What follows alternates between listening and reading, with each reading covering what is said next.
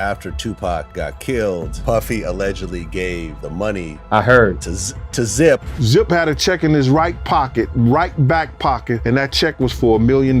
if he would have gave them the money, it'd have been a murder for hire and Puffy would be locked up. America was asking big questions about the talents of Tyson, and Tyson really could not have answered them in a more emphatic manner.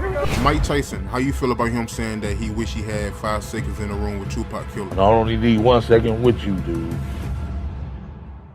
Tupac's murder remains one of the biggest mysteries in Hollywood, with new and shocking revelations still coming out all these years later. All the details about the murder point towards one person, Sean Combs aka Diddy. This time, Tupac's close friend Mike Tyson has spoken up against Diddy. This time, Diddy should be really scared because Mike has warned everyone of Diddy's reality and he's ready to bring justice to his late friend. Mike Tyson, how you feel about him saying that he wish he had 5 seconds in the room with Tupac killed him? I only need 1 second with you, dude. Tupac was one of the greatest rappers the world had ever seen. That like most rappers at his time, he was involved with all sorts of gangs and violence. This lifestyle might look cool and badass in the beginning, but it doesn't end well. Tupac made many enemies for himself in the industry, including some very big and powerful names. His biggest mistake, however, was coming in the bad books of Hollywood's biggest bully and monster, Diddy. So Puffy knew Tupac was going to get robbed at Quad Street? Well, I don't think I'm not going to say he knew exactly he was going to get robbed, but he knew he was going to get dealt with. Tupac's murder left everyone devastated and shocked, but none more than his dear friend Mike Tyson. Mike isn't just sad at the death, but also incredibly angry, and he's ready to fight whoever hurt Tupac. Mike Tyson, how you feel about him saying that he wish he had 5 seconds in the room with Tupac killed him? I only need 1 second with you, dude. All Mike needs is a few minutes with Tupac's murderer, and he's ready to bring justice to Tupac himself. Peep D, the gangster who was hired for the hit, isn't fazed by Mike's threats, but he should be. Mike Tyson, who was close friends with Tupac, said that he wishes he had 5 minutes in the room with Tupac's killer. Maybe this is because Keith knows the real object of Mike's wrath isn't him. It's the one who actually murdered Tupac, the one who ordered the kill and paid for it. Everyone knows who that is. Diddy should be very scared of Mike's warnings because that man is a match for Diddy, equally dangerous and very angry. He spoke about Tupac's murder in an interview and said it was all planned. I just think, this is my personal opinion, all that stuff was planned in advance. That was the perfect opportunity for something like that to happen. Everybody knew everybody was gonna be there. Tyson says his friend was K-Led because he was a force that other men in the industry feared. This is the deal with Tupac, and this is just the real. Tupac was just a force. He was an uncontrolled force, and that was the problem. He was powerful. No one could control him. People like Diddy want to be gods and cannot bear the thought of someone else achieving fame and success. Tupac was murdered on his way back from a Mike Tyson fight. America was asking big questions about the talents of Tyson, and Tyson really could not have answered them in a more emphatic manner. Mike can't help but feel responsible to some extent. He said, "I feel a little guilty about him coming to the fight and me pressuring him. I was supposed to go out with him that night. I promised to go to the 662 with him that night, but I just had a little baby and her mother was provoking me to stay home, so I stayed home." Mike and Tupac had a beautiful and unconditional friendship that started in a rather unexpected way. Mike was in jail when Tupac decided to go see him, even though the two hardly knew each other. He recalls the story of how the two became friends. "I get a call from somebody, it's Tupac's mother. She explains how she knows me from her son, explains that I met him at a club one night and that he wants to come and visit me. I said, great, okay." Tyson is now left with so many regrets over the times he didn't hang with Tupac. He had found a true friend in Tupac, but Diddy took that away from him.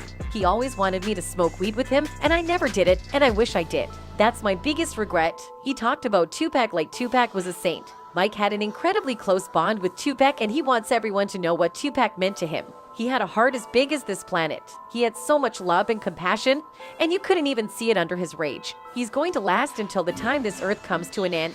He said, "I'm glad to be a part of his life and to have known him." Tupac's death left Mike broken and extremely angry at Diddy. But this anger at Diddy started way earlier. Diddy hurt Mike at his lowest. Mike was struggling at one point after his career went down. And instead of helping him get back to his feet in a respectable manner, Diddy got him involved in all sorts of gay parties. Nigga, I'm doing this, my mother died, my father died, I'm on myself, I'm selling my body to these people, and then these people tell you some stuff, and you say, fuck, yeah, I don't belong here. Mike needed someone sincere to pull him out of this hole, someone like Tupac who would support him unconditionally. But Diddy left him way more broken than he had found him. It's no surprise that Mike wants to get his hands on Diddy. It isn't just a rumor anymore that Tupac was murdered in cold blood by Hollywood's biggest producer. Diddy is a dangerous man and he isn't afraid to get his hands bloody for the sake of power and money. The detective working on Tupac's murder case revealed that Diddy was the one to order the kill. He put a $1 million hit on both Tupac Shakur and Suge Knight. The reason? Nothing but his bruised ego.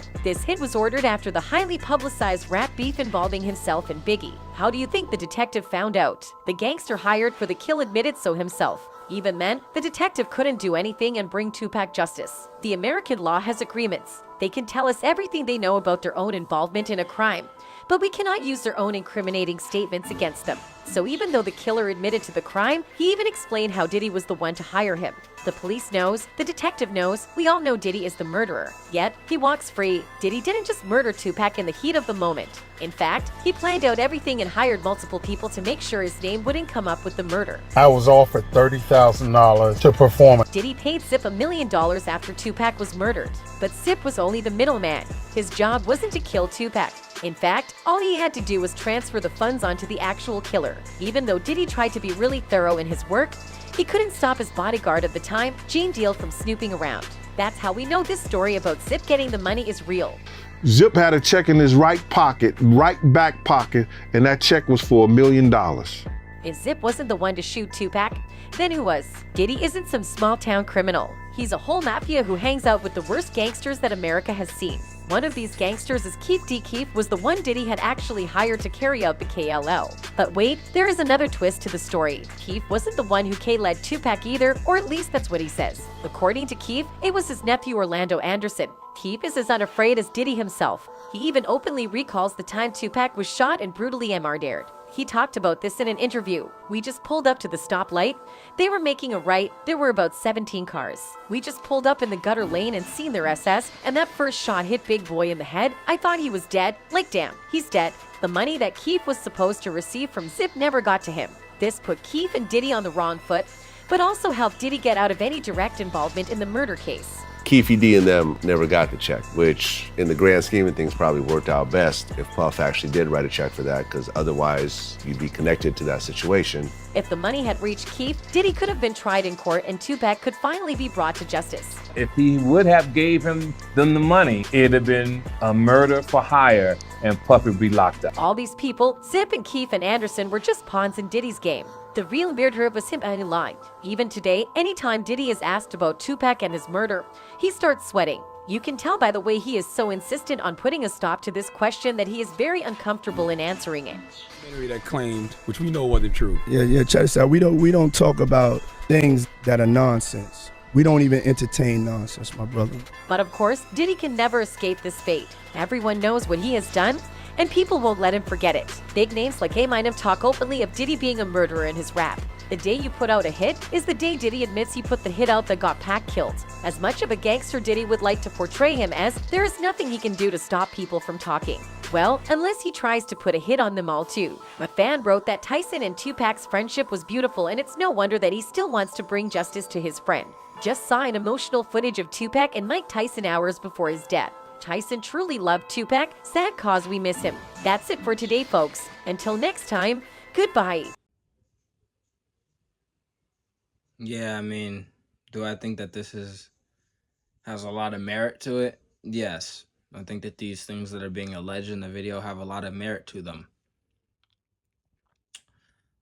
If you look, the things add up, okay? So when it comes to Biggie, right? We know that Gene Deal also said that Biggie was getting a deal when basically right before he died, he was getting a new deal. And so if you add up 2 and 2, basically Gene Deal saying that, hey, look how obvious this is. He was getting a new deal. So obviously Diddy wanted to, quote unquote, take him out.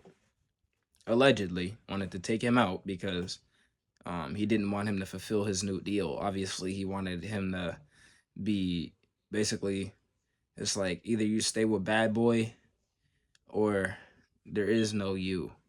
You know what I mean? Like either you're with us or there is no you. And that's the whole thing, because he wanted to basically benefit off of Biggie's catalog for eternity. And if Bad Boy is the only record label that Biggie has a catalog under, well, you see where all the benefit would end up. And so it's a very simple logic. You understand?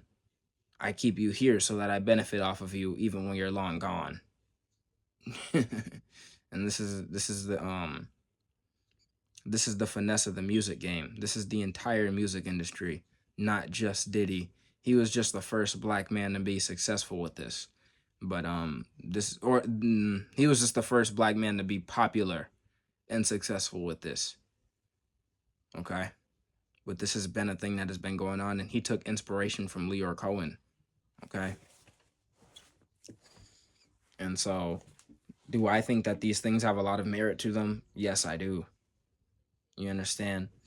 And so, and even Keefe D, you know, someone who was actually confirmed to be, to have part in the assassination of Tupac, okay? Someone who took part in that.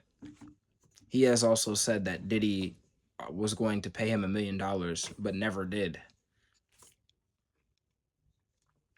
And he's also said that that's what motivated him to do the crime, like even more. You know what I mean? Like even more than Orlando Brown. I mean not Orlando Brown, Orlando Anderson. Sorry. Even more than Orlando Anderson.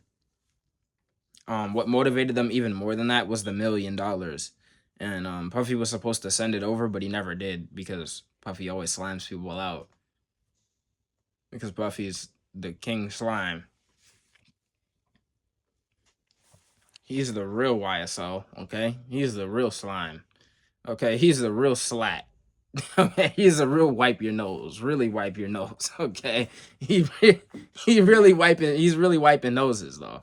For real. He really wiped Biggie's nose. He wiped Biggie's nose. He wiped their nose.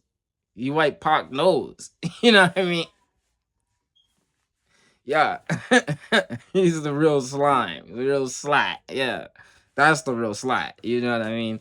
But people don't know that, because he's not getting locked up for it, because he's not a fool. Okay? He was actually smart enough to not connect himself to these crimes, literally, but to only connect himself to them.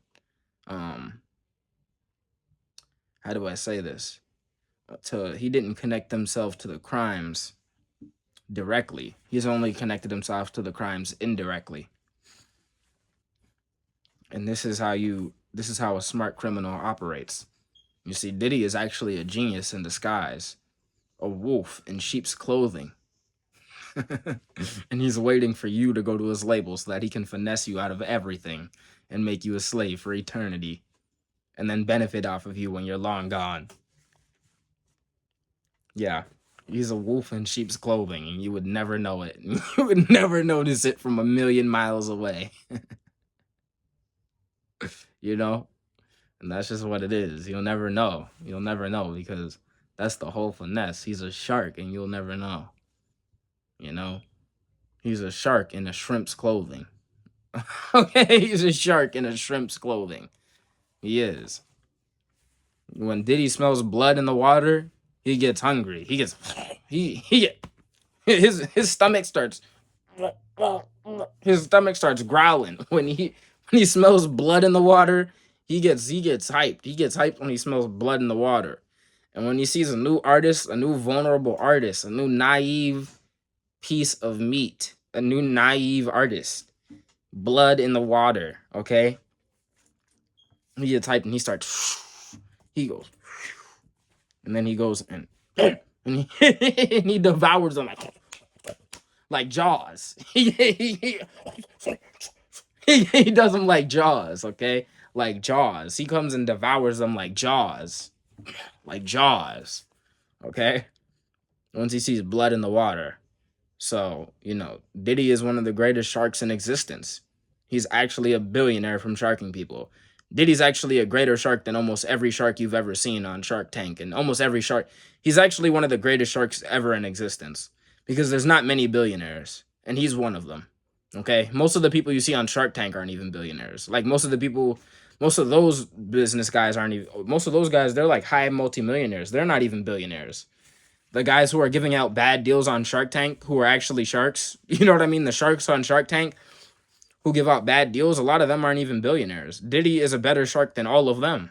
He's one of the best sharks ever in existence, and people don't even know this, but yes, Diddy is one of the greatest sharks ever to exist. One of the best finessers. One of the best finessers. A finesse god, might I add. Like, literally, he's one of the best finessers ever to exist. Okay? And an actual demon. Okay? So, and people don't know this, but he is. He is. You know what I mean? There's not many billionaires, and he is one of them from finessing. Literally just from finessing people. Not from, you know, literally. This is how he became a billionaire, from finessing other people. And so he's a better finesser than any guru, anyone you've ever seen. Like anyone who you think is good at finessing, nah, Diddy is the one. Diddy's actually the king of this. You know what I mean? And so he could teach you the method. He could teach you, you know what I mean? You know? So, but yeah, if you enjoyed the video, like the video, link to Patreon's in the description. The snow is right here. Be easy, y'all. Be easy, y'all. Be easy, y'all.